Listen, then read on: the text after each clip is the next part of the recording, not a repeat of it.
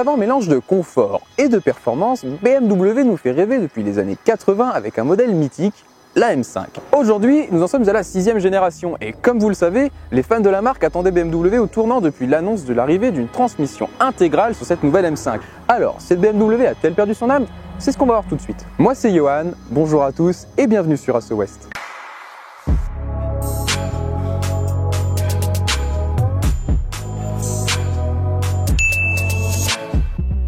Vous le reconnaissez, nous avons Yann Lejossec avec nous aujourd'hui pour réaliser cet essai. Bonjour Yann. Bonjour Johan. Alors déjà, qu'est-ce que tu penses du design extérieur de cette BMW M5?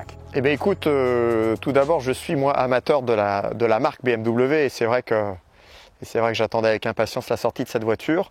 Je la trouve à la fois bestiale et discrète, c'est-à-dire que sur cette configuration-là, complètement noire, gris noir, jantes noires, on se retrouve finalement avec une voiture qui est, oui, je trouve assez discrète. Alors, on n'est pas trop perdu, on est quand même sur une série 5, ça c'est clair. On reconnaît vraiment les traits. Alors bestiale, oui, bestiale parce qu'obligatoirement, quand on l'a dans le rétro, elle en impose vraiment, que ce soit de l'avant ou de l'arrière d'ailleurs. Donc on retrouve les feux devant avec la signature que j'aime beaucoup, LED feu de route, très beau dessin. Et puis si on prend un peu plus de hauteur, c'est vrai qu'il y a sur cette voiture, alors je ne sais pas dire s'il est de série ou pas, mais en tout cas un superbe toit tout en carbone qui doit faire plus d'1 mètre carré, qui est une belle pièce à lui tout seul.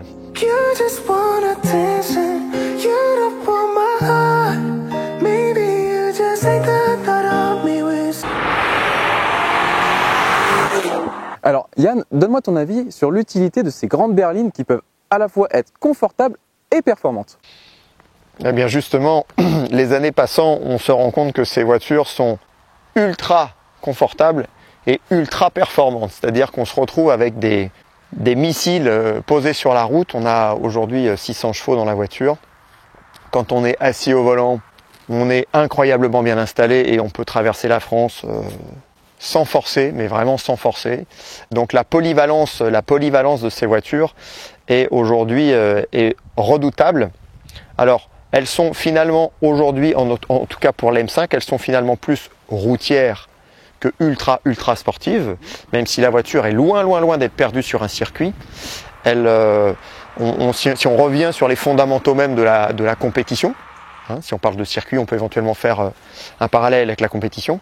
L'ennemi numéro 1 malgré tout c'est le poids, et aujourd'hui sur ce genre de voiture, du poids, il y en a un peu. Alors il y en a pour avoir du confort et de la sécurité active et passive, mais en tout cas il est clair que cette voiture sur route aujourd'hui, elle est juste démoniaque parce qu'elle est à la fois ultra confortable et à la fois ultra performante, sportive.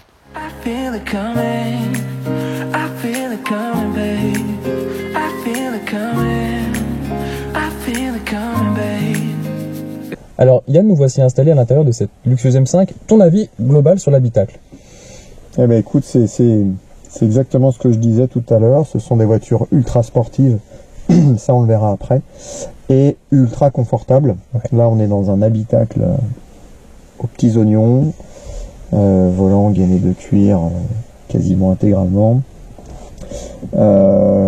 planche de bord, tout en cuir aussi, matériaux très nobles finalement. Ouais. Alors on retrouve dans beaucoup de voitures modernes aujourd'hui ce plastique un peu brillant, à la fois à très beau rendu, mais par contre fragile et qui ne supporte pas les impacts avec le temps. Un écran digital, quasiment intégralement digital, que ce soit d'ailleurs devant les yeux ou en déporté avec le grand écran aussi. Donc il y a un ressenti de qualité qui est génial. Enfin moi j'adore vraiment quand on se glisse dans le siège avec les multiples réglages qu'on a disponibles de partout. On est à la fois dans un baquet, et pour avoir pratiqué la compétition, le baquet qui bouge pas, je l'ai bien connu, mais alors là on a quasiment le maintien d'un baquet avec les différents réglages qui vont bien jusqu'à la hauteur la hauteur de l'appui-tête ou les renforts sur les côtés. Donc Yann, tu le sais, cette nouvelle génération est équipée d'un système 4 roues motrices. Qu'est-ce que tu penses toi de ce nouveau système sur la M5? Alors écoute, je n'ai pas encore eu l'occasion et la chance de découvrir les 4 roues motrices sur l'M5. J'ai par contre pas mal pratiqué le système X-Drive déjà sur certains modèles chez BMW. Donc aujourd'hui j'ai pas forcément d'avis, j'ai lu beaucoup de choses, des bien et des moins bien. J'ai pour habitude de me faire ma propre idée. Donc le but du jeu ça va vraiment être justement là de voir un peu ce qu'il en est. D'accord. Et est-ce que selon toi, le fait de passer en 4 roues motrices pourrait faire perdre son âme à cette voiture? Alors, je suis un passionné de pilotage. Et finalement, je ne suis pas non plus dénué de sens. Et la sécurité active des voitures est quand même quelque chose d'assez important. Et il se trouve qu'aujourd'hui, avec les rendements moteurs qu'on a, passer 600 chevaux au sol, sur propulsion, c'est compliqué. Il est peut-être pas idiot, pour tout le monde en général, de commencer à passer, oui en effet, avec une motricité un peu plus répartie, sans pour autant se laisser le choix ou pas d'utiliser l'aspect propulsion qui est l'ADN même de la marque. Donc on ira de toute façon à un moment naviguer dans le menu et basculer de 4 roues motrices à 2 roues motrices. Bon bah Yann, il n'y a plus qu'à essayer. Écoute, avec plaisir. Et ben on y va. C'est parti.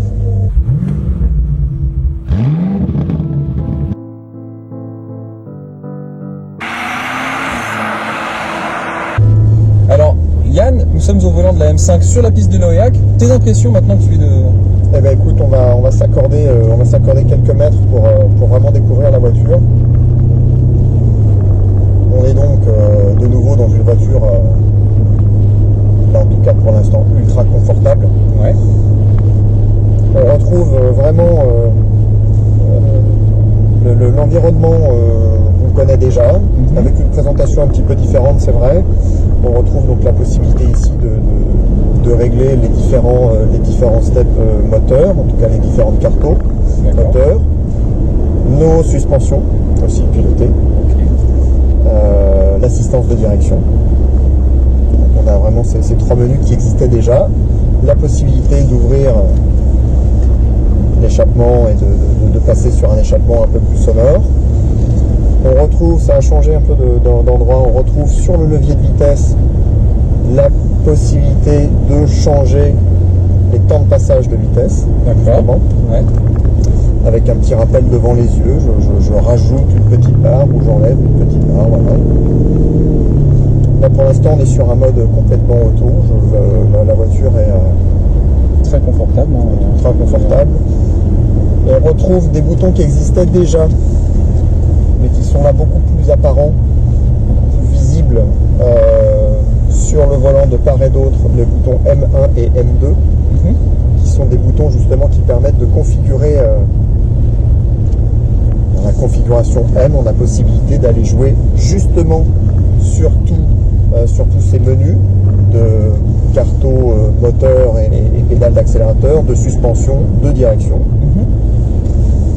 Et aussi, ça on le verra tout à l'heure, de naviguer sur les différentes positions en termes de motricité, à savoir les 4 roues motrices, la version sport des 4 roues motrices avec une prépondérance sur l'arrière, et la possibilité, je crois qu'on n'y a pas accès dans tous les menus, de basculer en mode propulsion.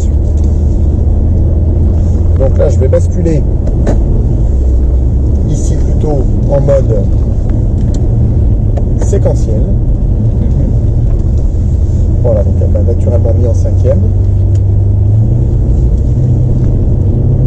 Et là déjà on sent que la voiture est agile, elle est très directionnelle. Voilà, on a un moteur extrêmement disponible instantanément. C'est incroyable, pas de perte d'adhérence.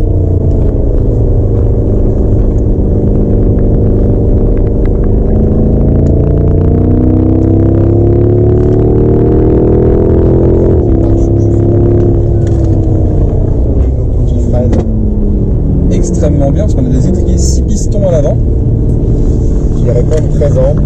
Oh oui. Des jambes de 20 pouces avec des pneus gigantesques qui sont là aussi pour le grip latéral et la motricité. On est sur le mode le plus sportif hein, pour les vitesses. Ça se sent. Ouais.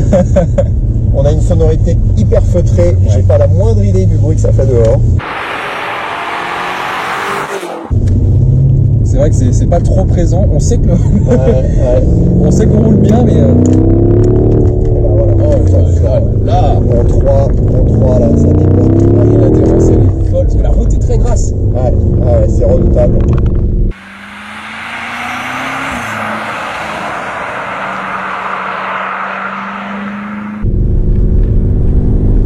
Alors, on sent qu'il y a du poids au moment où on rentre dans les courbes, parce que mine de rien, Dame Nature reprend ses droits quand même. Il y a un moment, on a 2 tonnes, la voiture est embarquée. Par contre, à l'accélération et au freinage, on n'a pas du tout l'impression de déplacer une voiture.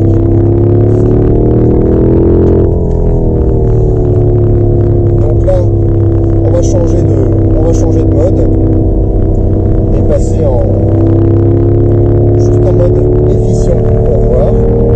On va se retrouver avec une voiture, en tout cas une course de pédale de gaz qui va nous permettre de beaucoup mieux gérer l'accélération. On va naviguer sur différents modes. Si on vient sur un mode hyper confort en temps de passage de vitesse, on se retrouve sur une voiture ultra polyvalente. Voilà. La puissance elle est là, mais on n'est pas trop financier. 0 à coup. C'est ça. Même au rétrogradage. Temps de passage un peu plus long, un peu plus confortable. Très très très smooth. La voiture est ultra directionnelle. C'est vraiment.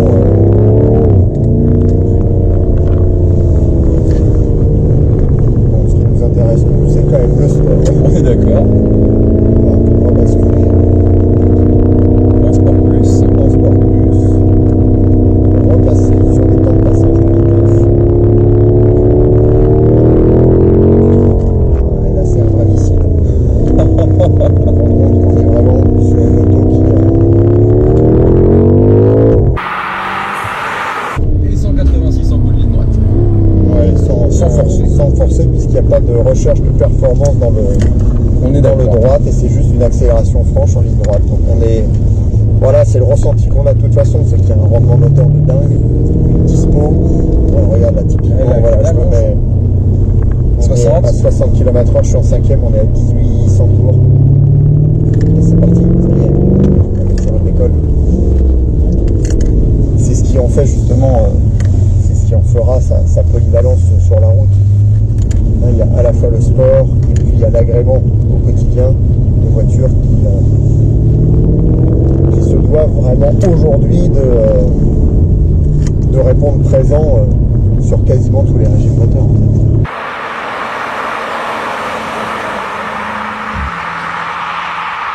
La poussée est folle.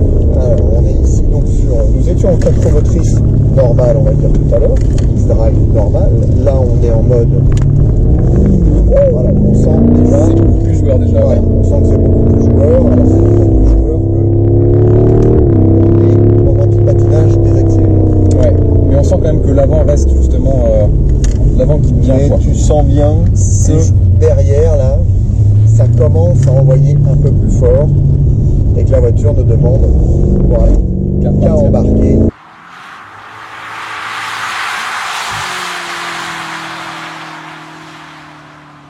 Et si on bascule sur le mode propulsion exclusivement, bon bah là il n'y a pas photo,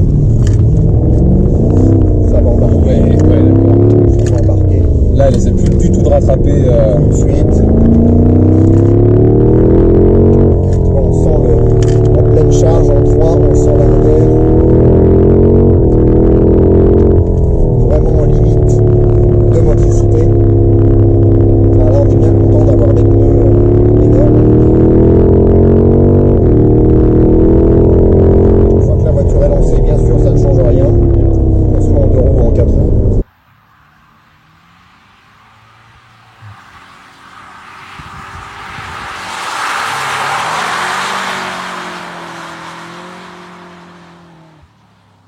une fois de plus, hein, faut quand même rappeler qu'on est avec des aides déconnectées. Hein. Oui. Si la voiture connectée en 4 roues ne touche pas, ah ben, oui, il se passera absolument rien. Yann, malgré les 4 roues motrices, on a pu tester un peu les 3 modes. Selon toi, est-ce qu'on est toujours dans une BMW? Bah écoute, moi je dirais plus que jamais parce qu'on a le comportement on a le comportement que je connais depuis maintenant de nombreuses années, c'est-à-dire que là je suis pas du tout surpris. Je suis même bluffé par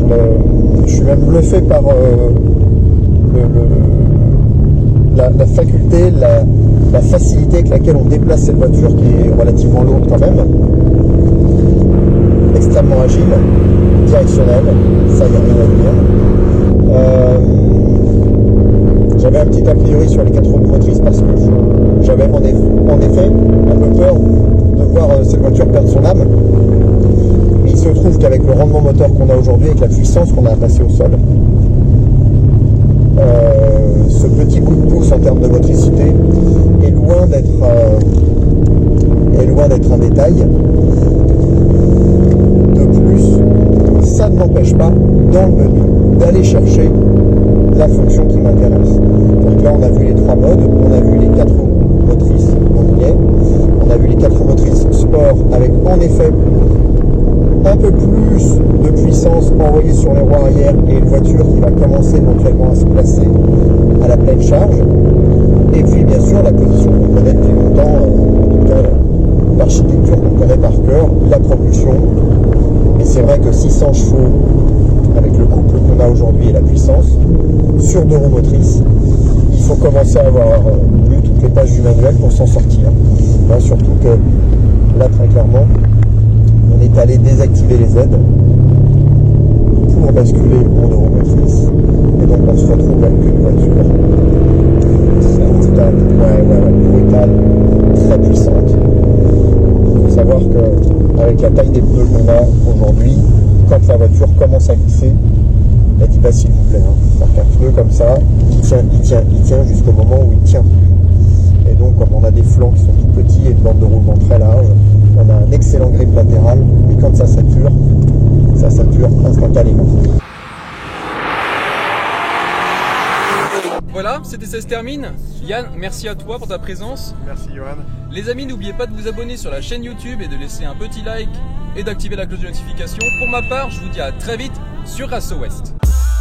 In the beginning I said I would never let go. I mean it. Man, we've been coming up fast, we've been ready so long. Believe it. Trust I'ma never forget where we came from, no. Remember